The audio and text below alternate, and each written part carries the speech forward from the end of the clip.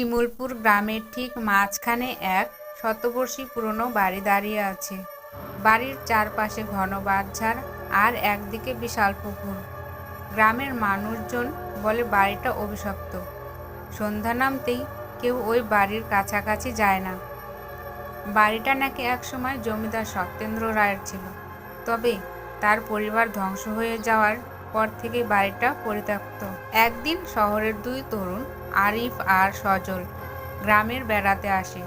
গ্রামের মানুষজনের ভয়ে ভীতু হওয়ায় দেখে তারা এই বাড়িতে রাত কাটানোর চ্যালেঞ্জ নেয়। দুজনেই ছিল নাস্তিক এবং ভৌতিক বিষয়ে তেমন বিশ্বাসী ছিল না। রাত শুরু। রাত 10টা বাজে। আরিফ আর সজল টর্চ আর ক্যামেরা নিয়ে বাড়িতে প্রবেশ করে। বাড়ির ভেতরে ঢুকে তারা দেখে সব কিছু ধুলোয় ঢাকা। দেওয়ালের পলেস্টারগুলো খুলে পড়ছে আর ছাদ থেকে ঝুলছে মাকড়সার জাল। বাড়ির ভেতরে এক অদ্ভুত গন্ধ, পচা আর ধোঁয়ার বিশ্রী গন্ধ। রাত বাড়ার সাথে সাথে তারা বাড়ির ভিন্ন ঘর দেখতে শুরু করে। এক ঘর ঢুকতেই আরিফ একটা পুরনো ডায়েরি পায়।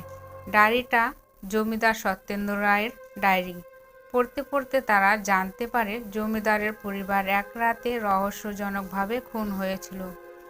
তাদের আত্মা নাকি আজও ওই বাড়ির বন্দী। অদ্ভুত ঘটনা। হঠাৎ বাড়ির দরজা থেকে এক চিৎকার শোনা যায়। সজল টর্চ হাতে নিয়ে ছুটে যায়, কিন্তু সেখানে কেউ নেই। তার মনে হয় যেন কেউ তার ঘাড়ের ওপর নিঃশ্বাস ফেলছে। ভয়ে তারা দুজনেই কাঁপতে থাকে।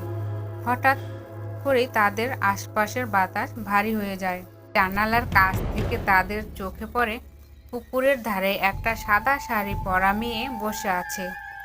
তার চুল পেছনে খোলা, আর সে ঘুরে তাকাতেই তারা দেখতে তার মুখ নেই। ভয়ঙ্কর সমাপ্তি। ভয়ে তারা বাড়ি থেকে দৌড়ে বের হওয়ার চেষ্টা করে, কিন্তু দরজাগুলো নিজে থেকেই বন্ধ হয়ে যায়। এক অদৃশ্য শক্তি তাদের ঘিরে ফেলে। তারা অনুভব করে যেন শত শত হাত তাদের টেনে নিয়ে মাটির দিকে যাচ্ছে। পরের দিন সকালে গ্রামের মানুষজন বাড়ির দরজা খোলা পায়। ভেতরে কেউ নেই। আরিফ আর সজলের আর কোনো খোঁজ পাওয়া যায় না।